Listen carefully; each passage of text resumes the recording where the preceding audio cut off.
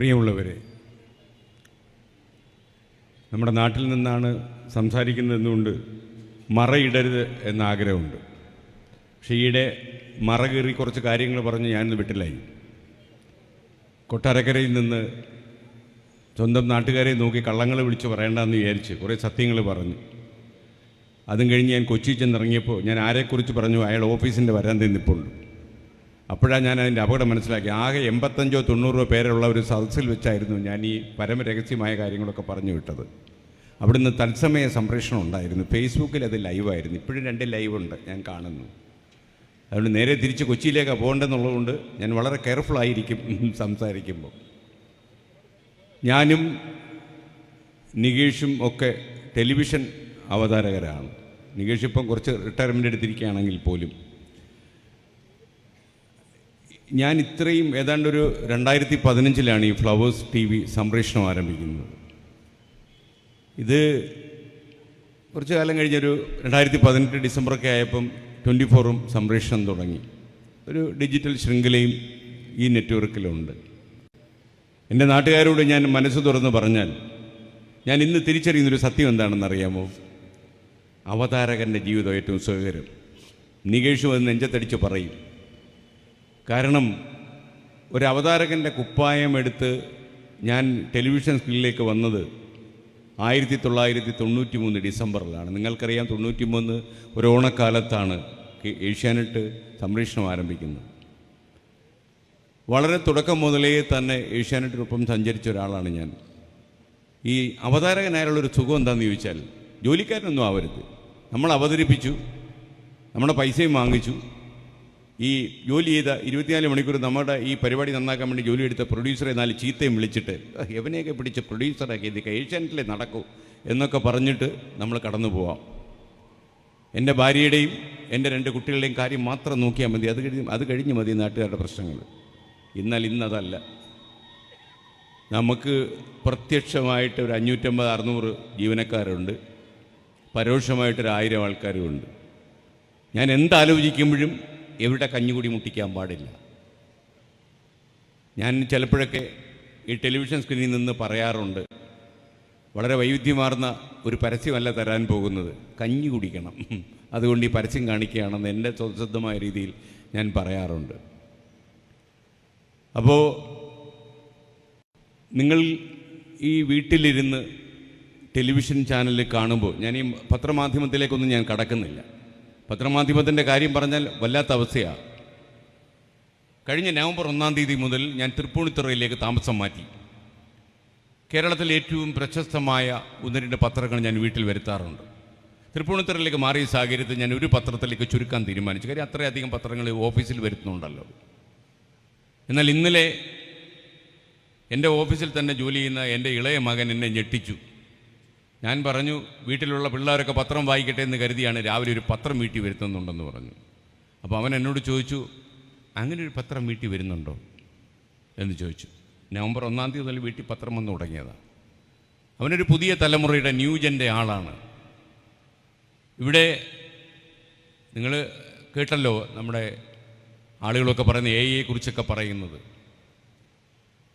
അപ്പോൾ ഇത് പത്രരംഗം വല്ലാത്ത ശ്വാസം മുട്ടുന്ന ഒരു കാലത്താണ് നമ്മൾ ജീവിക്കുന്നത്. സർക്കുലേഷൻ ഒരിക്കലും പുറത്തു പറയാൻ പറ്റാത്ത രീതിയിൽ താഴ്ന്നുകൊണ്ടിരിക്കുകയാണ്. ഒരുപക്ഷേ കേരളത്തിലെ മുഖ്യധാരാ പത്രങ്ങളൊക്കെ തന്നെ ABC കണക്ക് കൊണ്ട് ഒരു കാലത്ത് നമ്മുടെ വായനക്കാരെ ഞെട്ടിച്ചുവെങ്കിൽ അതേ കണക്ക് ഇന്ന് അവരെ ശ്വാസം മുട്ടിക്കുന്നു എന്നതുള്ളതാണ് യാഥാർത്ഥ്യം. ഞാൻ ടെലിവിഷനിൽ മാത്രമായി ഇത് പരിമിതപ്പെടുത്തുകയാണ്.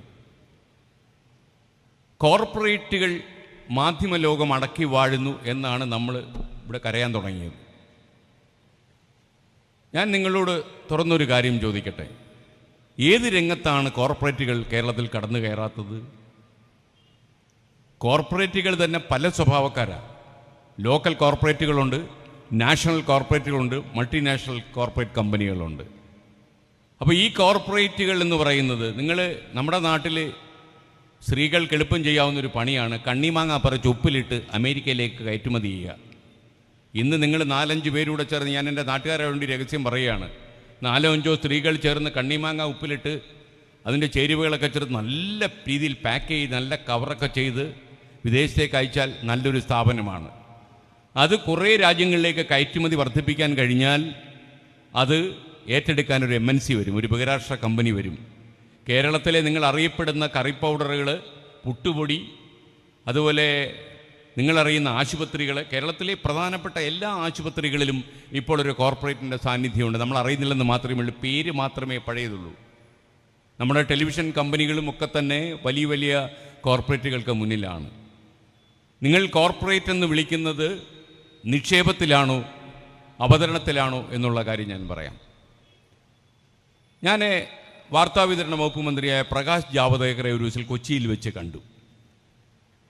നമ്മളൊരാളെ കണ്ടുപോയാലൊക്കെ വലിയൊരു പ്രശ്നമായി മാറുന്ന കേരളമാണിത്. ഞാൻ വാർത്താവിതരണ മന്ത്രിയെ കോഴിക്കോട്ട് വെച്ച് കണ്ടപ്പോൾ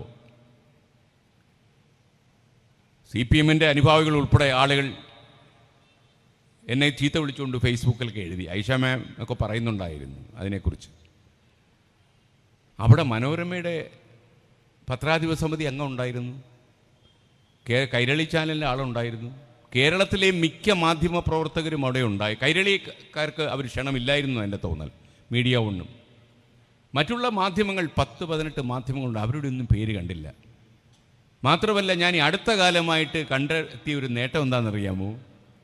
24 വാർത്താ ചാനലിൽ എന്ത് സംപ്രേഷണം ചെയ്താലും തന്തയ്ക്ക് വിളി മുഴുവൻ എനിക്കാണ്. അതുകൊണ്ട് എനിക്ക് എപ്പോഴും ടെൻഷനാണ്. ഞാൻ യാത്ര ചെയ്യുമ്പോഴൊക്കെ നോക്കിയിടെ ഈ വാർത്ത കൊടുക്കണം. ഇപ്പോൾ KN ബാലഗോപാലിനെ കുറിച്ച് നല്ലൊരു വാർത്ത പോയാൽ എനിക്ക് സന്തോഷമാണ്, മോശപ്പെട്ട വാർത്ത പോയാൽ ബാലഗോപാലിൻ്റെ ഫോൺ കോൾ എനിക്ക് തന്നെയായിരിക്കും വരിക. അതുകൊണ്ട് എപ്പോഴും എനിക്കൊരു ടെൻഷനാണ്. എന്ന് മാത്രവുമല്ല, നിങ്ങൾ അറിയേണ്ട ഒരു കാര്യം, കൊട്ടാരക്കരയിലെ കമ്മ്യൂണിസ്റ്റ് മാർക്സിസ്റ്റ് പാർട്ടിയുടെ പ്രവർത്തകരും നേതാക്കന്മാരുമാണ് ഇവിടെ ഇരിക്കുന്നത് എന്നുകൊണ്ട് ഞാൻ നിങ്ങളോടൊരു കാര്യം പറയുകയാണ്. ഈ അടുത്ത കാലത്ത് ഞാൻ എൻ്റെ ഭാര്യ സമേതനായിട്ടാണ് കൊച്ചിയിൽ നിന്ന് കൊട്ടാരക്കരയ്ക്ക് വന്നത്. എന്നാൽ ഈ സമ്മേളനത്തിലേക്ക് വരാൻ ഇവർ വിസമ്മതിച്ചു. ഞാനില്ല അങ്ങോട്ടെന്ന് പറഞ്ഞു. നമ്മുടെ നാട്ടിലെ സ്ത്രീ ജനങ്ങളെ പരിഗണിക്കാതെ മാർക്സിസ്റ്റ് പാർട്ടിയുടെയും ഇടതുപക്ഷ പ്രവർത്തകരും പ്രവർത്തിക്കരുതെന്ന് പറയാൻ വേണ്ടിയാണ് ഞാൻ നിങ്ങളോട് ഈ കാര്യം പറയുന്നത്. എനിക്ക് പറയാൻ അതിലൊരു സങ്കോചവുമില്ല. ഈ അടുത്തിടെ നമ്മൾ സംപ്രേഷണം ചെയ്തൊരു വാർത്തയുടെ അടിസ്ഥാനത്തിൽ എൻ്റെ ഭാര്യയുടെ പടം വെച്ച് സോഷ്യൽ മീഡിയകളിൽ അവർ ഒരു ബംഗാളിയോടൊപ്പം ഒളിച്ചോടി എന്ന് വാർത്ത കൊടുത്തു. നിങ്ങൾ വിചാരിക്കും ഇതൊരു തമാശയായിട്ട് ആളിൽ കാണുമെന്ന്. പലരും എൻ്റെ വീട്ടിലേക്ക് ഫോൺ ചെയ്ത് ചോദിച്ചു, ഭാര്യ എപ്പോഴും വീട്ടിലുണ്ടോ, അതോ ബംഗാളിയോടൊപ്പമാണോ? സ്കൂളിൽ പഠിക്കുന്ന കുട്ടികൾ സുഖവിവരം അന്വേഷിക്കുമ്പോൾ ചോദിക്കുന്നു, അങ്കിളെ വീട്ടിൽ വിശേഷമുണ്ടോ എന്ന് ചോദിക്കുന്നു. എന്നെ ഏറ്റവും മുറിവേൽപ്പിച്ചൊരു കാര്യം എന്താണെന്ന് കൂടി ഞാൻ പറയാം. എന്നെ ഏറ്റവും അടുത്തറിയാവുന്ന ആളുകളാണ് കൊട്ടാരക്കരയുള്ളത്. ഞാൻ കൊട്ടാരക്കര എന്ന് പറഞ്ഞാൽ അഭിമാനിക്കുന്ന ഒരാളാണ്. കൊട്ടാരക്കരയുടെ ബ്രാൻഡ് അംബാസിഡറായിട്ട് മാറാൻ എപ്പോഴും ടെലിവിഷൻ സ്ക്രീനിൽ താല്പര്യം കാണിക്കുന്ന ആളാണ്. കൊട്ടാരക്കരയിൽ നിന്നൊരു ചെറുപ്പക്കാരനും ഇതിൽ പ്രതിയായി. അയാളുടെ വലിയ ക്രിമിനൽ കേസുണ്ട്. കേരളത്തിൽ 18ഓളം ക്രിമിനൽ കേസുകൾ ഈ കാര്യം ഞാൻ ഫയൽ ചെയ്തിട്ടുണ്ട്. അതിൽ മലപ്പുറത്തുള്ള ഒരു ഇതിൽ പ്രവർത്തിച്ച ഒരാൾ പോലീസ് അറസ്റ്റ് ചെയ്ത് അയാളെ ഒരു ദിവസം തടവിൽ വെച്ചു, ലോക്കപ്പിലിട്ടു. മറ്റുള്ള ഈ കൊട്ടാരക്കരക്കാരൻ്റെ കേസും പരിഗണനയിലാണ്. ഉടനെ വരും അദ്ദേഹം. ഞാൻ ഭീഷണിപ്പെടുത്തുകയല്ല. കാരണം കേരളത്തിലെ ഏത് താലൂക്കുകളിൽ നിന്ന് ആക്രമണം വന്നാലും കൊട്ടാരക്കരയിൽ നിന്ന് എനിക്ക് ആക്രമണം വരരുത് എന്നെനിക്ക് നിർബന്ധമുണ്ടായിരുന്നു. എന്നാൽ എൻ്റെ ഹൃദയത്തിൽ വലിയൊരു മുറിവാണ് ഈ ചെറുപ്പക്കാരനെ ഏൽപ്പിച്ചത്. അതുകൊണ്ട് തന്നെ അന്തിമമായൊരു നിയമയുദ്ധത്തിന് ഞാൻ തയ്യാറെടുത്തിരിക്കുകയാണ്. നിങ്ങൾ ഒരു കാര്യം കൂടി അറിയണം. മുഖ്യമന്ത്രി ഉൾപ്പെടെയുള്ള ആളുകൾക്ക് സോഷ്യൽ മീഡിയയിലെ സൈബർ ഇടങ്ങളിൽ നടത്തുന്ന അക്രമങ്ങളെക്കുറിച്ച് വ്യക്തിപരമായ പരാതി കൊടുത്തതിൻ്റെ അടിസ്ഥാനത്തിൽ മുഖ്യമന്ത്രിയുടെ ഓഫീസിൽ നിന്ന് ഡയറക്ടർ എന്നുള്ള പോലീസിന് കൊടുത്ത നിർദ്ദേശത്തിൻ്റെ അടിസ്ഥാനത്തിലാണ് ഈ പ്രതികളെ പോലീസ് അറസ്റ്റ് ചെയ്തിട്ടുള്ളത്.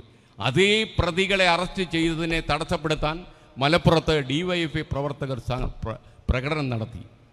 എൻ്റെ ഭാര്യ പറഞ്ഞു, ഒരു സ്ത്രീയെ അപഹസിച്ച് വാർത്തകൾ കൊടുത്ത ആളുകളെ പിൻബലം ചെയ്യുന്ന ആളുകളുടെ സമ്മേളനം നടത്താൻ ഞാനില്ലെന്നാണ് പറഞ്ഞു. നമ്മുടെ നാട്ടിലെ സ്ത്രീകളെ ടേക്കൺ ഫോർ ഗ്രാൻറ്റഡ് എടുക്കരുത് ദയവീത്. നിങ്ങൾ അവരുടെ മനസ്സിലൊരു മുറിവേറ്റാൽ അതൊന്നും അങ്ങനത്തെ എളുപ്പം പോകുമെന്ന് നിങ്ങൾ വിശ്വസിക്കരുത്. നമ്മളൊക്കെ മറന്നുപോകും. ആണി കുത്തിയ കയറാത്ത തൊലിയാണ് എൻ്റേത്. ഞാനത് ശീലിച്ചു കഴിഞ്ഞു. പക്ഷേ എൻ്റെ വീട്ടിലുള്ളവർ അത് പാലിക്കില്ല. നിങ്ങളൊന്ന് ആലോചിച്ച് നോക്കുക. എൻ്റെ അച്ഛൻ തന്നെ മരിച്ചു പോയിട്ട് കുറേ കൊല്ലങ്ങളായി. നാട്ടിൽ മേലില എന്ന് പറയുന്ന ഒരു ചെറിയ ഗ്രാമത്തിൽ ചെറിയൊരു റേഷൻ കടയുമായിട്ടൊക്കെ ജീവിച്ച് എന്നെയൊക്കെ പഠിപ്പിച്ച് ജീവിതം കടന്നുപോയ ഒരാളാണ് എൻ്റെ അച്ഛൻ. എനിക്ക് എൻ്റെ അച്ഛനെക്കുറിച്ച് ഓർക്കുമ്പോൾ അഭിമാനമുണ്ട്. 60-70 കിലോ ഭാരമുള്ള വളരെ സാധനങ്ങളൊക്കെ ചുമന്നുകൊണ്ട് വീട്ടിലേക്ക് വന്ന് ജീവിച്ചു പോയ ഒരാളാണ്. ആ ആളിനെ മറുനാടൻ മലയാളി പോലെയുള്ള ആളുകൾ തന്തയ്ക്ക് പറയുമ്പോൾ എനിക്ക് സഹിച്ചു കൊടുക്കാൻ പറ്റില്ല. ഞാൻ സഹിച്ചു കൊടുക്കില്ല എന്ന് തീരുമാനിച്ചിട്ടുണ്ട്. അതുകൊണ്ട് ഞാനൊരു കാര്യം തീരുമാനിച്ചു. 24-ൻ്റെയും ഫ്ലവേഴ്സിൻ്റെയും നമ്മുടെ നെറ്റ്വർക്കിൻ്റെയും മുഴുവൻ സാധ്യതകളും ഉപയോഗിച്ചുകൊണ്ട് തന്നെ സൈബർ ഇടങ്ങളിൽ നെറുകേട് കാണിക്കുന്ന ആളുകൾ, അത് ഏത് പാർട്ടി ആയാലും, അവർക്കെതിരെ നിയമപരമായ നടപടികളെടുക്കാൻ തീരുമാനിച്ചു. അതിൻ്റെ ഭാഗമായിട്ട് നടപടികൾ ചെയ്യുകയാണ്. ഞാനിത് പറയേണ്ട കാര്യം ഇത് കൊട്ടാരക്കരയിലാണ്ട് ഞാൻ പറയുകയാണ്. ഇതിലൊരു ആൾ, ഇതിൽ പ്രചരിപ്പിച്ചവരിൽ ഒരാൾ ഖത്തറിലുള്ള 2 പേരുണ്ട്. അപ്പോൾ ഈ വിദേശ നാടുകളിൽ സൗദി അറേബ്യയിലൊക്കെ ഇരുന്ന് ജോലി ചെയ്യുന്ന ആളുകൾ വിചാരിക്കുന്ന പാതിരാത്രിക്ക് നമ്മൾ സൈബർ ഇടങ്ങളിൽ എന്തെങ്കിലും എഴുതി വിട്ടാൽ നമ്മളെ ആരും പിടിക്കില്ല എന്നാണ്. വളരെ മണ്ടത്തരമാണ് കേട്ടോ. ഞാൻ ഇന്ത്യൻ എംബസിയിലേക്ക് പരാതി അയച്ചിട്ട് ഈ ഖത്തറിലുള്ള ചെറുപ്പക്കാരനെ എംബസിയിലേക്ക് വിളിപ്പിച്ചിട്ടുണ്ട്. ആ ഇന്ത്യൻ എംബസിയിലെ 2ാമത്തെ സെക്രട്ടറി ഈ ചെറുപ്പക്കാരനോട് പറഞ്ഞിട്ടുണ്ട്, നിൻ്റെ ജോലി മിക്കവാറും പോയി കിട്ടും. ആ ക്രിമിനൽ കേസുമായിട്ട് അദ്ദേഹം മുന്നോട്ട് പോവുകയാണെങ്കിൽ തീർച്ചയായിട്ടും നിന്നെ കുറ്റവാളികളെ കൈമാറ്റം ചെയ്യാനുള്ള നിയമം നിലനിൽക്കുന്ന ഈ ഖത്തർ എന്ന് പറയുന്ന രാജ്യത്ത് നിന്ന് നിന്നെ പിടിച്ചുകൊണ്ട് പോകും എന്ന് പറഞ്ഞു. ഇപ്പോൾ അയാൾ പ്രശ്നം പരിഹരിക്കാൻ നടക്കുക. അത് എന്നോട് പലരും ചോദിച്ചു. നമ്മുടെ സംസ്ഥാനത്തെ മുഖ്യമന്ത്രി തന്നെ ഒരു സംഭാഷണത്തിൽ ഒരിക്കൽ എന്നോട് ചോദിച്ചു, നിങ്ങൾ എന്തിനാണ് നിങ്ങളുടെ വിലപ്പെട്ട സമയം ഇങ്ങനെ കളയുന്നത്? സോഷ്യൽ മീഡിയയിലൊക്കെ വരുന്ന ഇങ്ങനെയുള്ള അക്രമങ്ങളെ നിങ്ങൾ എന്തിനാണ് ഗൗരവത്തോടെ കാണുന്നത്? പന്നിക്കൂട്ടത്തോട് ആരെങ്കിലും ഏറ്റുമുട്ടാൻ പോകുമോ? ഞാൻ വിജയേട്ട ഒരിക്കലും അതല്ല. സംസ്ഥാന മുഖ്യമന്ത്രി സൈബർ ഇടത്തിൽ ആക്രമിച്ചാൽ അങ്ങ് ആക്ഷൻ എടുത്തില്ലെങ്കിൽ അത് കേരളത്തിലെ ജനങ്ങൾക്ക് കൊടുക്കുന്നൊരു സന്ദേശമുണ്ട്. മുഖ്യമന്ത്രി തെറി വിളിച്ചാലും എൻ്റെ ജീവിതത്തിൽ ഒന്നും സംഭവിക്കില്ല എന്ന ധാർഷ്ട്യം ആ ചെറുപ്പക്കാരനുണ്ടാകും. അത് അനുവദിച്ചു കൊടുക്കരുത്. അത് അനുവദിച്ചു കൊടുക്കാൻ പാടില്ല. കാരണം പോലീസ് സ്റ്റേഷനുകളിൽ പരാതികളുമായി പോകാൻ ആളുകൾ പഠിക്കും. മുഖ്യമന്ത്രിയെ തെറി വിളിച്ചിട്ടൊന്നും സംഭവിച്ചില്ല, പിന്നെ ഞാൻ പരാതി കൊടുത്തിട്ട് എന്ത് കാര്യം? നിങ്ങളൊരു കാര്യം തീരുമാനിച്ചോളൂ. ഇതിനിടയിൽ തന്നെ പോസ്റ്റുകളൊക്കെ സ്വതന്ത്രമായിടുന്ന ആളുകൾ കണ്ടേക്കാം. അവരോട് ഞാൻ പറയുകയാണ്, നിങ്ങൾ ജീവിക്കുന്ന ഡിജിറ്റൽ ലോകത്താണ്. 24-ൻ്റെ കോപ്പിറൈറ്റ് ബോർഡിൽ രജിസ്റ്റർ ചെയ്തൊരു ലോഗോ നിയമവിരുദ്ധമായി നിങ്ങൾ ഉപയോഗിച്ചിട്ടുണ്ടെങ്കിൽ നിങ്ങൾ കോടതിയിൽ മറുപടി പറയേണ്ടി വരും. നിങ്ങൾ സംഘബലത്തിൻ്റെയും സംഘടനാബലത്തിൻ്റെയും പേരിലായിരിക്കും ഇതൊക്കെ ചെയ്തു കൂട്ടുന്നത്. പക്ഷേ കോടതിയിൽ നിങ്ങൾ ഒറ്റയ്ക്ക് കയറി നിൽക്കണം. നമ്മൾ കോടതിയിൽ പ്രതിക്കൂട്ടിൽ കയറി നിൽക്കുമ്പോൾ പിൻബലത്തിന് ഒരു രാഷ്ട്രീയ കക്ഷിയും നിങ്ങൾക്കുണ്ടാവില്ല. ഡിജിറ്റൽ ലോകത്ത് തെളിവുകൾ മാത്രമേ ഉള്ളൂ എന്ന് നിങ്ങൾ മനസ്സിലാക്കുക. ഞാൻ അതുകൊണ്ട് ആ ഭാഗം അവസാനിപ്പിക്കുകയാണ്. ഞാൻ ഈ യുദ്ധം തുടരുകയാണ്. കുറേ ആൾക്കാരിങ്ങനെ തെറി വിളിക്കുന്നുണ്ട്. ഞാൻ ആദ്യമൊക്കെ വിചാരിച്ചത് വിട്ടുകളയാമെന്ന്. പക്ഷേ അവസാനം എൻ്റെ വീട്ടിലേക്ക് കയറി ആക്രമിച്ചപ്പോൾ എൻ്റെ ഭാര്യയെ സംരക്ഷിക്കാൻ എനിക്ക് കഴിയില്ലെങ്കിൽ ഭർത്താവിൻ്റെ കുപ്പായിട്ട് നടക്കുന്നതിൽ എന്താണ് അർത്ഥമെന്ന് ഞാൻ എന്നോട് തന്നെ ചോദിച്ചു. അതുകൊണ്ട് ഞാൻ പോരാട്ടത്തിന് ഇറങ്ങി. അതുകൊണ്ട് കൊട്ടാരക്കരയിലെ ചെറുപ്പക്കാരനും മറുപടി പറയേണ്ടി വരും. അത് കാരണം എന്നെ ഏറ്റവും അടുത്തറിയാവുന്ന ആളുകൾ കൊട്ടാരക്കരയിലുള്ളവരാണ്. അവർക്ക് തന്നെ അവർ ഈ ചെറുപ്പക്കാരനാണോ എന്നറിയില്ല, ഉപയോഗിക്കുന്നൊരു വാക്കുണ്ട് കേട്ടോ. നിങ്ങൾ അതുകൊണ്ട് പറയുന്നത് ശ്രീകുണ്ടൻ നായരെന്നേ വിളിക്കാറുള്ളൂ. അതായത് നിങ്ങളറിയണം, അമേരിക്കൻ ഫെഡറൽ നിയമം അനുസരിച്ച് ശ്രീകുണ്ടൻ നായർ സ്വവർഗരതിയുമായി ബന്ധപ്പെട്ട കാര്യമാണ്. അവിടെ തെറ്റാണത്, കുറ്റമാണ്. ഗൂഗിളിൽ നിങ്ങളൊരു സാധനം അപ്ലോഡ് ചെയ്താൽ ഒരാളെ ശ്രീകുണ്ടൻ നായർ എന്ന് എഴുതിയാൽ നിങ്ങൾക്ക് അബദ്ധമാകും. മറുനാടൻ മലയാളിക്ക് 2 ആഴ്ച അയാളുടെ സ്ഥാപനം പൂട്ടിവെക്കേണ്ടി വന്നത് ശ്രീകുണ്ടൻ നായർ എന്ന് പ്രയോഗിച്ചത് കൊണ്ടാണ്. കേരളത്തിലെ അയാളുടെ സ്ഥാപനം 2 ആഴ്ച പൂട്ടിയിടിക്കാൻ കാരണക്കാരായ ഒരാളേ ഉള്ളൂ, അത് ഞാൻ മാത്രമാണ്. എൻ്റെ മകനായിരുന്നു അതിനകത്തെ പ്രേരണ. എൻസൈക്ലോപീഡിയ ബ്രിട്ടാനിക്ക പോലെ വലിയ തടിച്ച പുസ്തകങ്ങളൊക്കെ റെഫർ ചെയ്ത് ഈ ശ്രീകുണ്ടൻ നായർക്ക് ഇങ്ങനൊരു തലമുണ്ട് എന്ന് കണ്ടുപിടിച്ചിട്ട് അവനാണ് ഗൂഗിളിൽ പരാതി കൊടുത്തത്. അപ്പോൾ ഞാൻ പറഞ്ഞത്, ഈ സൈബർ ഇടങ്ങളിൽ നിങ്ങൾ പാർട്ടി വളർത്താനോ ഒക്കെ പോസ്റ്റ് ഇടുന്ന സമയത്ത് ഒരാളിൻ്റെ ഹൃദയം കീറി മുറിക്കാൻ തീരുമാനിച്ചാൽ അയാൾ ഒരു പോരാട്ടത്തിന് തയ്യാറാകുന്ന ഒരു മനുഷ്യനാണെങ്കിൽ നിങ്ങളുടെ ജീവിതത്തിൽ സമാധാനത്തിൻ്റെ പറവുകൾ പറന്നു പോകും, സംശയമില്ല. ഞാൻ അതിനെക്കുറിച്ചൊരു ഭീഷണി സ്വരത്തിലല്ല ഞാൻ പറയുന്നത്. ഐഷ പോറ്റി പറഞ്ഞൊരു കാര്യം കേട്ടപ്പോഴാണ് ഞാൻ ഇതൊക്കെ പറയാൻ തോന്നിയത്.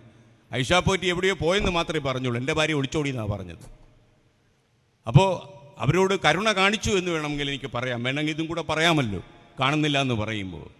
അപ്പോൾ ഞാനിനി കോർപ്പറേറ്റ് വൽക്കരണത്തിലേക്ക് വരികയാണെങ്കിൽ, നിങ്ങൾക്കറിയുന്നതുപോലെ കേരളത്തിലെ ഒരുവിധമുള്ള ആശുപത്രികൾ, കറിമസാലകൾ, അതുപോലെ പുട്ടുപൊടികൾ, ഇതെല്ലാം തന്നെ കോർപ്പറേറ്റ് ലോകത്തേക്ക് മാറിക്കഴിഞ്ഞു. ആരാണ് കോർപ്പറേറ്റ്? നമുക്ക് ഒരു സ്ഥാപനം നടത്തുന്ന സമയത്ത് നിങ്ങൾക്കറിയുന്നത് പോലെ ഈ കേരളത്തിൽ നിങ്ങൾ കാണുന്ന ടെലിവിഷൻ ചാനലുകളിൽ ഭൂരിപക്ഷവും നഷ്ടത്തിൽ കൂപ്പുകുത്തി കിടക്കുന്നവയാണ്. തകർന്ന് തരിപ്പണമായി കൊണ്ടിരിക്കുകയാണ് ടെലിവിഷൻ ശൃംഖല. അടുത്ത സമയത്ത് അർണാബ് ഗോസ്വാമി ഉൾപ്പെടെയുള്ള ആളുകളുമായി ഒരു 10-18 പേരടങ്ങുന്ന ഞങ്ങളുടെ ഒരു സംഘം പ്രധാനമന്ത്രിയെ കണ്ടു. അദ്ദേഹത്തോട് ഞങ്ങൾ ഉന്നയിച്ച ഒരു പ്രധാന പ്രശ്നം, ഇന്ത്യൻ മാധ്യമരംഗത്ത് കോർപ്പറേറ്റ് വൽക്കരണം നടക്കുന്നു, പെർഫെക്റ്റ് കോമ്പറ്റീഷൻ ഇല്ലാതാകുന്നു, കോമ്പറ്റീഷൻ ഇല്ലാത്ത ലോകത്ത് ഞങ്ങളെപ്പോലെയുള്ള ആളുകൾക്ക് പിടിച്ചു നിൽക്കാൻ കഴിയില്ല. 1 മണിക്കൂറോളം പ്രധാനമന്ത്രി സംസാരിച്ചു ഇതിനെക്കുറിച്ച്. അദ്ദേഹം തിരിച്ചൊരു ചോദ്യം ചോദിച്ചു. നിങ്ങൾ പറയുന്ന ഏതെങ്കിലും ഒരു വലിയ വൻകിട കോർപ്പറേറ്റ് ഒരു ടെലിവിഷൻ ശൃംഖല പണം നിക്ഷേപിച്ച് ടേക്ക് ഓവർ ചെയ്യാൻ തീരുമാനിച്ചാൽ ഒരു ഭരണകൂടത്തിന് എന്ത് ചെയ്യാൻ കഴിയും? ഒരു നിക്ഷേപകന് ഇന്ത്യൻ ഭരണഘടന അനുസരിച്ച് അതിന് സ്വാതന്ത്ര്യമില്ലേ എന്ന് അദ്ദേഹം ചോദിച്ചു നമ്മളോട്. നമുക്ക് മറുപടി പറയാൻ പറ്റിയില്ല. ഇന്ത്യൻ നിയമവ്യവസ്ഥ അനുസരിച്ചൊരു പത്രസ്ഥാപനമോ ഒരു ടെലിവിഷൻ ശൃംഖലയോ അതല്ലെങ്കിൽ വേറെങ്കിലും ഒരു സ്ഥാപനമോ ടേക്ക് ഓവർ ചെയ്യുന്നതിന് ആരെയും തടസ്സപ്പെടുത്താൻ കഴിയില്ല. അത് അവരുടെ വ്യക്തിപരമായ മൗലികമായ സ്വാതന്ത്ര്യമാണ് എന്ന് നമ്മൾ തിരിച്ചറിയുന്നു. അപ്പോൾ അങ്ങനെ ഒരു സാഹചര്യം നിലനിൽക്കുന്നുണ്ട്. എന്താണ് നിങ്ങൾക്കറിയാം, പരസ്യങ്ങൾ നിയന്ത്രിക്കുന്ന ഒരു മാർക്കറ്റാണിത്. അപ്പോൾ നികേഷുമൊക്കെ ഒരുപാട് ശ്വാസം മുട്ടിയ ഒരാളാണ് ഈ മാധ്യമത്തിൽ പ്രവർത്തിക്കുമ്പോൾ.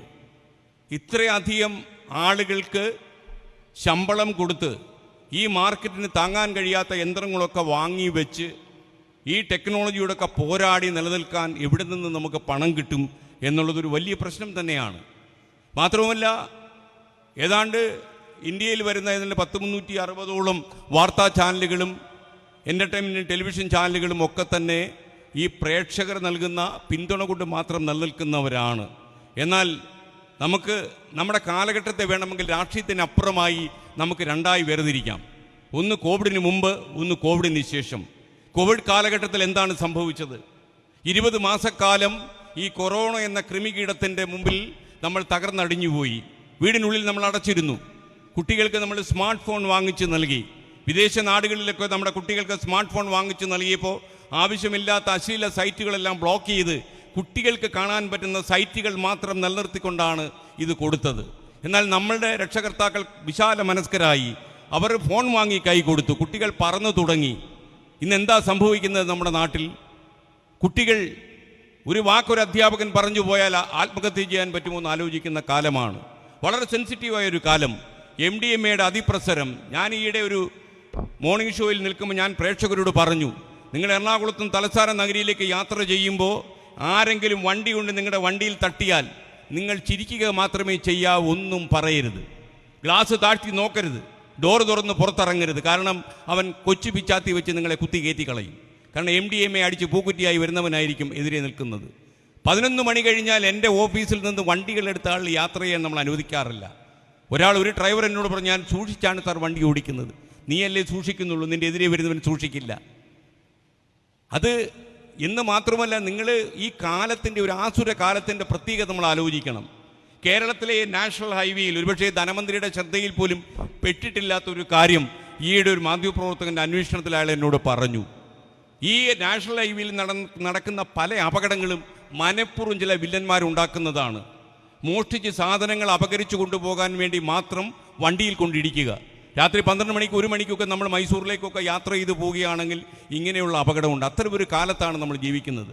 കോർപ്പറേറ്റുകൾ, ഞാൻ ഈ പുളിമാങ്ങയുടെ കാര്യം പറയാനുള്ള കാര്യം എന്താണെന്നറിയാമോ?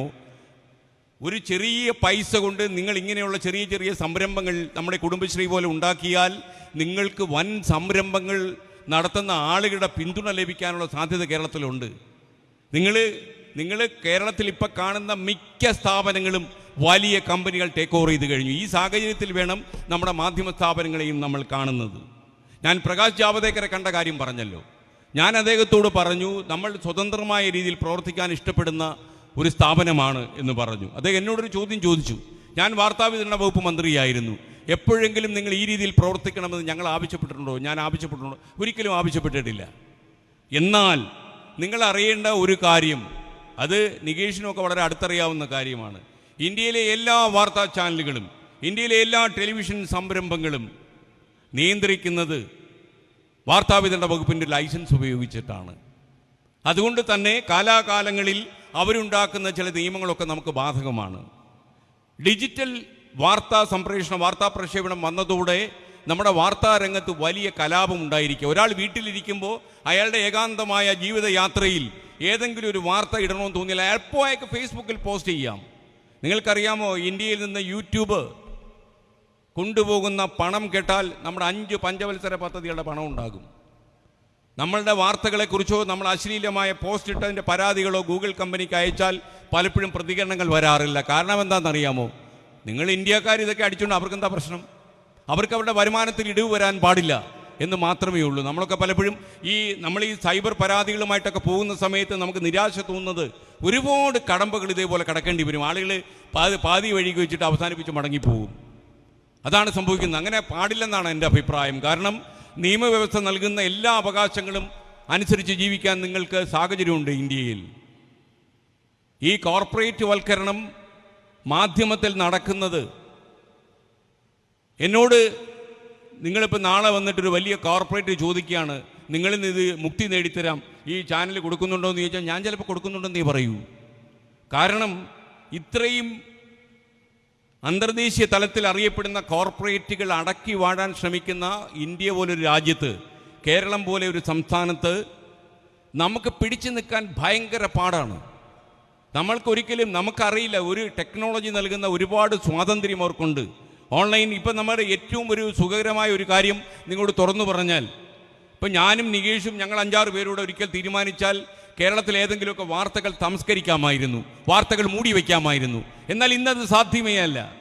നമ്മൾ ഏതെങ്കിലും വാർത്ത മൂടി വെച്ചാൽ അടുത്ത നിമിഷം ആ വാർത്ത ഏതെങ്കിലും ഓൺലൈൻ പ്രസിദ്ധീകരണങ്ങളിൽ വരും, അല്ലെങ്കിൽ ആരെങ്കിലും ഒറ്റയ്ക്ക് പോസ്റ്റ് ചെയ്യും. ഓരോ വ്യക്തിയും ഓരോ പൗരനും പ്രക്ഷേപകനാകുന്ന ഒരു കാലത്താണ് നമ്മൾ ജീവിക്കുന്നത്. ടെക്നോളജിയിലേക്ക് നമ്മൾ മൂക്കുകുത്തിയതിനു ശേഷം, സാങ്കേതിക സാധ്യതകൾ നമ്മുടെ ജീവിതത്തിൻ്റെ ഏറ്റവും പ്രധാന ഭാഗമായതിനു ശേഷം, ഞാനൊരിക്കൽ ലുലു മാളിൻ്റെ കൊച്ചിയിലെ അവരുടെ മാളിന് മുന്നിലൂടെ നടന്നു പോകുമ്പോൾ എനിക്കൊരു മെസ്സേജ് വന്നു, താങ്കൾക്ക് താല്പര്യമുള്ള ഉടുപ്പുകളെല്ലാം ഈ മാളിനകത്തുണ്ടെന്ന്.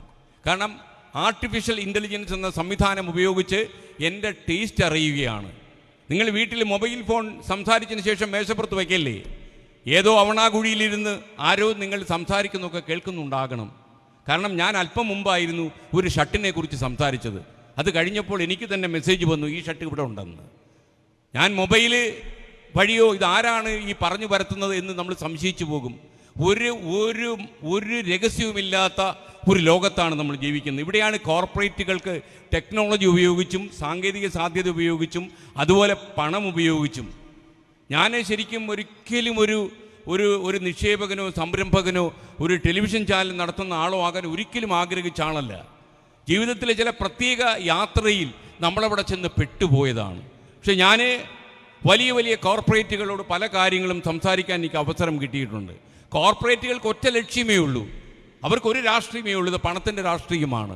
എനിക്കെത്ര കിട്ടും? ചില സിനിമാ നടന്മാരോട് നമ്മൾ ചെന്ന ചില കാര്യങ്ങൾ പറഞ്ഞ് അവർ പെട്ടെന്ന് പറയും. നമ്മൾ പറയുകയാണ്, ഇവിടെ നമ്മൾ കേരളത്തിൽ തിരുവനന്തപുരത്ത് ഒരു ക്യാൻസർ സ്ഥാപനം തുടങ്ങുന്നുണ്ട്, എനിക്കെന്ത് കിട്ടും? അവർ ഉടനെ ചോദിക്കും. കാര്യം സെലിബ്രിറ്റി എന്നുള്ള നിലയിൽ അവരുടെ സമയം, വിലപ്പെട്ട സമയം നമ്മൾ ഉപയോഗിക്കുന്നെങ്കിൽ അതിനൊരു വിലയുണ്ട്. ആ വില തരാൻ നിങ്ങൾ തയ്യാറാണോ? മറ്റുള്ള കാര്യം പിന്നീട് സംസാരിക്കാം എന്ന് പറയുന്നതിലാണ് കോർപ്പറേറ്റുകൾ 18% പ്രോഫിറ്റ് കിട്ടുന്ന സംരംഭമാണോ നിങ്ങളുടേതെന്ന് ചോദിക്കും. ഈ കോർപ്പറേറ്റുകളെ നമുക്ക് തടയാൻ കഴിയില്ല. പിന്നെ നമുക്കെന്ത് ചെയ്യാൻ കഴിയും എന്ന് ചോദിച്ചാൽ, ഈ നാട്ടിലെ പാവങ്ങളായ ആളുകൾക്ക് ഇങ്ങനെയുള്ള ഭാഗ്യങ്ങളൊന്നും കിട്ടാതെ പോയ 10,000-കണക്കിന് ജനങ്ങളുണ്ട്. അവരുടെ കണ്ണീരൊപ്പാൻ കഴിയുന്ന എന്തെങ്കിലും കാര്യം ഈ പ്രക്ഷേപണ മാധ്യമത്തിലൂടെ ചെയ്യാൻ കഴിയുമോ?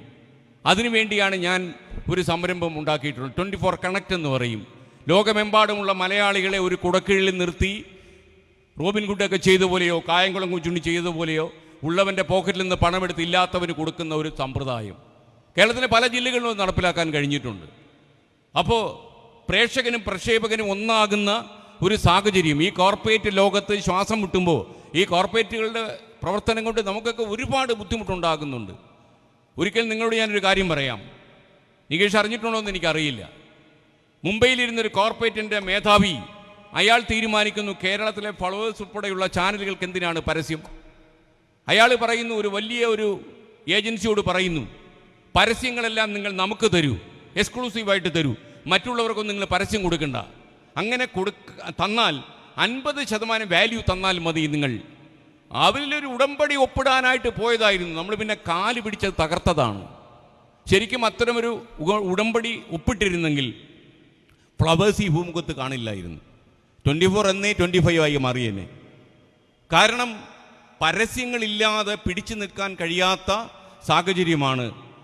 നിങ്ങൾ വിചാരിക്കും, പലപ്പോഴും ഈ പ്രേക്ഷകർ ഈ കമൻറ്റ് ബോക്സിലൊക്കെ എഴുതിയേക്കും, കോടികൾ ഉണ്ടാക്കുകയല്ലേടാ എന്ന് ചോദിക്കും. ഇപ്പം ഞാൻ KN ബാലഗോപാൽ നല്ല ബജറ്റാണ് അവതരിപ്പിച്ചതെന്ന് പറഞ്ഞാൽ എത്ര കിട്ടിയടാ നിനക്ക് എന്ന് ഉടനെ ചോദിക്കും. പക്ഷേ അറിയേണ്ട ഒരു കാര്യം എന്താണെന്ന് അറിയാമോ? കേരളത്തിലെ വാർത്താ ചാനലുകളിൽ 1 2 അതല്ലെങ്കിൽ കഷ്ടിച്ച് 3ാമത്തെ ചാനലുകൾ മാത്രമേ പരാപരം പോകുന്നുള്ളൂ. ആദ്യത്തെ ചാനൽ പ്രോഫിറ്റിൽ പോകും, 2ാമത്തെ ചാനൽ ഒക്കെയാണ്, 3ാമത്തെ ചാനൽ കഷ്ടിച്ച് രക്ഷപ്പെടും, ബാക്കി ചാനലെല്ലാം കൊടിയ നഷ്ടത്തിലും. അതാണ് എൻ്റർടൈൻമെൻറ്റ് രംഗത്തും വാർത്താ പ്രക്ഷേപണ രംഗത്തും നടക്കുന്നത്. കുറേ യാഥാർത്ഥ്യങ്ങളുണ്ട്. ചിലതൊക്കെ അറിഞ്ഞു കഴിഞ്ഞാൽ പിന്നെ എന്തിനാ ഇയാൾ ഇതൊക്കെ നടന്ന് പൂട്ടിയേച്ച് പൊക്കൂടെ എന്ന് നിങ്ങൾ എന്നോട് ചോദിക്കും. രാമപിള്ളയുടെ മോൻ അവിടെ കൃഷി നോക്കി മേലിൽ ഇരുന്നൂടെ നിങ്ങൾ ചിലപ്പോൾ എന്നോട് ചോദിച്ചെന്ന് വരും. പക്ഷേ ഈ ലോകത്ത് നമ്മൾ കുറേ കാര്യങ്ങൾ, നമുക്ക് ജീവിതയാത്രയിൽ കുറേ കാലം മാത്രമേ മണ്ണിൽ ജീവിക്കാൻ അവസരമുള്ളൂ. ആ അവസരത്തിനിടയിൽ ഒരുപാട് കപടമുഖങ്ങളെ നമുക്ക് കാണാം, നല്ല മുഖങ്ങളെ കാണാം. പക്ഷെ ഒരു കാര്യം ഞാൻ ഉറപ്പിച്ചു പറയാം, മൂല്യങ്ങളോട് ആദരവ് കാണിക്കുകയും സത്യസന്ധതയോട് സന്ധിയില്ലാത്ത ആധിപത്യം പുലർത്തുകയും പ്രതിബദ്ധത കാണിക്കുകയൊക്കെ ചെയ്യുന്ന ഒരു ജീവിതം മാധ്യമ ലോകത്ത് വളരെ പ്രയാസമാണ്. ഏറ്റവും അവസാനം നടന്നൊരു ഉദാഹരണം ഞാൻ പറയാം. ഒരു കേന്ദ്ര സ്ഥാപനത്തിലേക്ക് നമ്മളുടെ ഒരു ഉദ്യോഗസ്ഥൻ കയറി ചെല്ലുന്നു. അവിടെ നിന്ന് നമുക്ക് കുറച്ച് പൈസ കിട്ടാറുണ്ട്, ഒരു 50 ലക്ഷം രൂപ കിട്ടാറുണ്ട്. അയാൾ ചോദിക്കുന്നു, ഈ 50 ലക്ഷം രൂപ നിങ്ങൾക്ക് തരാം, ഒരു 25 ലക്ഷം രൂപ മടക്കി തരുമോ? എന്നെ ഫോൺ ചെയ്ത് ചോദിച്ചു. 25 കൊടുത്താൽ 25 കിട്ടും. ഞാൻ പറഞ്ഞു, നിങ്ങൾ തിരിച്ചു പോരെ, നമ്മൾ ആ 50 ലക്ഷം രൂപ നമുക്ക് പിന്നീട് വാങ്ങിച്ചെടുക്കാം, കേസ് കൊടുക്കാമെന്ന് പറഞ്ഞു. കൈക്കൂലി വാങ്ങരുത് എന്ന് ഞാൻ എൻ്റെ ഓഫീസിൽ നിർബന്ധം പിടിക്കുന്നുണ്ട്, കൈക്കൂലി കൊടുക്കരുതെന്ന് നിർബന്ധം പിടിക്കുന്നുണ്ട്. വലിയ പാടാ കാര്യം. കോർപ്പറേറ്റുകൾ നേടിയെടുക്കുന്ന കാര്യങ്ങൾ മാസങ്ങളോളം നടന്നാൽ പോലും നമുക്ക് കിട്ടാതെ വരും. കാര്യം അവർ പടി നിശ്ചയിച്ചിട്ടുണ്ട്. ഈ പടിക്കെതിരെ സമരം ചെയ്യാനൊരു കൊട്ടാരക്കരക്കാരൻ പോയാൽ അത്ര എളുപ്പം രക്ഷപ്പെടില്ലെന്നുള്ളതാണ് യാഥാർത്ഥ്യം. ഞാൻ ഒരു തിയറിറ്റീഷ്യൻ ആവാൻ ഉദ്ദേശിക്കുന്നില്ല. ഒരു താത്വികവാദിയായിട്ട് പ്രായോഗികമായ കാര്യങ്ങളെ മുഴുവൻ അവഗണിച്ച് നാളെ സ്വർഗരാജ്യം വരും എന്ന് നിങ്ങളോട് പറയാൻ ഞാൻ ഉദ്ദേശിക്കുന്നില്ല. അത് പറഞ്ഞാൽ ഞാനൊരു ലോക കള്ളനാണ് എന്ന് നിങ്ങൾക്ക് വിധി എഴുതാം. കോർപ്പറേറ്റുകൾ ഉയർത്തുന്ന വെല്ലുവിളികളുണ്ട്. മുകേഷ് അംബാനിയോടും ഗൗതം അദാനിയോടുമൊക്കെ മത്സരിച്ച് നിൽക്കണമെന്നുണ്ടെങ്കിൽ തൊലിക്കെട്ടി മാത്രം പോരാ, എല്ലുറപ്പ് മാത്രം പോരാ, ഒരുപാട് പണം വേണം, അതിനുപരി തലച്ചോറും വേണം. അതിനുപരി നമുക്കെന്ത് സംഭവിച്ചാലും നമ്മൾ നേരിടുമെന്നൊരു നിശ്ചയദാർഢ്യം വേണം. ചില ആളുകളൊക്കെ നമ്മുടെ ഫോണിൽ വിളിച്ച് ഭീഷണിപ്പെടുത്തും, കോടതി കയറ്റും, ജയിലിലിടും, പൂയപ്പര സെൻട്രൽ ജയിലിൽ ഒരു സെല്ല് തനിക്കാൻ ഒരുക്കും എന്നൊക്കെ പറയും. ഞാൻ ഈ അടുത്തിടെ ഒരു സുഹൃത്തിനോട് വളരെ സന്തോഷത്തോടെ പറഞ്ഞു, ഒരു സ്വതന്ത്രനായ ഒരു മാധ്യമപ്രവർത്തകനായിട്ട്, ഒരു അവതാരകനായിട്ട് നിങ്ങൾ സ്ക്രീനിൽ പ്രത്യക്ഷപ്പെടുന്നുവെങ്കിൽ, ഒരു പത്രപ്രവർത്തകൻ്റെ മേലങ്കി നിങ്ങൾ അണിയുന്നുവെങ്കിൽ 10 ദിവസം പൂജപ്പുര സെൻട്രൽ ജയിൽ കിടക്കാനുള്ള മഹാമനസ്കതയും നിങ്ങളുടെ കൂടെ വേണം. അതല്ലെങ്കിൽ ഈ പണിക്ക് ഇറങ്ങരുത്. ജയിലിൽ നിന്ന് കേട്ടാൽ നിങ്ങൾക്ക് ഭയം വരാൻ പാടില്ല. കറിക്കത്തിക്ക് എന്നെ കുത്തിക്കൊല്ലുമെന്ന് പറഞ്ഞ ഒരാളുണ്ടായിരുന്നു ഈ അടുത്ത കാലത്ത്. അയാൾ എഴുതുകയും ചെയ്തു. ഞാൻ അയാളോട് പറഞ്ഞു, രതി കുമാറിനൊക്കെ അറിയാം, മേലിലായിൽ ഒരു പാലത്തിന് സമീപം വെച്ച് എൻ്റെ ശരീരത്തിൻ്റെ ബാക്കിൽ സ്കാപ്പുലർ റീജിയൻ എന്ന് പറയുന്ന മെഡിക്കൽകാർ പറയുന്ന സ്ഥലത്ത് 2.25 ഇഞ്ച് കടാരി കയറിയിട്ടുണ്ട്, ഒരു 16 വയസ്സുള്ളപ്പോൾ. അപ്പോൾ ഞാൻ അതിലേക്ക് പോവുകയല്ല. അപ്പോൾ ഞാൻ ഇയാളോട് പറഞ്ഞു, എനിക്ക് 16 വയസ്സുള്ളപ്പം 2.25 ഇഞ്ച് കടാരി കയറിയിട്ടുണ്ട്. ഇപ്പോൾ 65 വയസ്സായി, ഒരു 4.5 ഇഞ്ച് കടാരി കയറിയാലും ഞാനത് ഫേസ് ചെയ്യുമെന്ന് പറഞ്ഞു. എന്നാൽ കൊട്ടാരക്കരക്കാരുടെ ഒരു രഹസ്യം പറയാം, 2.25 ഇഞ്ച് കടാരി നിങ്ങളുടെ ശരീരത്തെ എപ്പോഴെങ്കിലും കയറിയിട്ടുണ്ടെങ്കിൽ കറിക്കത്തി കണ്ടാൽ നിങ്ങൾ ഓടും. വല്ലാത്ത പേടിയാവും നിങ്ങൾക്ക്. ആ കാര്യം ഈ കുത്തിക്കെട്ടുന്നതും കുത്തഴിക്കുന്നതും ഒക്കെ തന്നെ അന്ന് മൃഗീയമായ രീതിയിലായിരുന്നു. കൊട്ടാരക്കര താലൂക്ക് ആശുപത്രിയിലെ ഒരു ഡോക്ടർ അത്യാവശ്യം ചില്ലറ വാങ്ങിച്ചിട്ടാണോന്നറിയില്ല, അതിവേഗം കുത്തിയ സാധനങ്ങളെല്ലാം വലിച്ചൂരുന്നുണ്ടായിരുന്നു. ഞാൻ ജീവിതത്തിൽ ആ ഡോക്ടറെ മറക്കില്ല. ഇത് ഞാൻ അയാളോട് പറയുമ്പോൾ എനിക്കറിയാം കത്തി എന്നെ ഭയപ്പെടുത്തുമെന്ന്. പക്ഷേ ഞാൻ അത് അയാളോട് പറയുന്നത് എന്താണെന്ന് ചോദിച്ചാൽ, അയാളുടെ മുമ്പിൽ എനിക്കൊരു ധൈര്യശാലിയാകണമെന്ന് മാത്രമാണ്.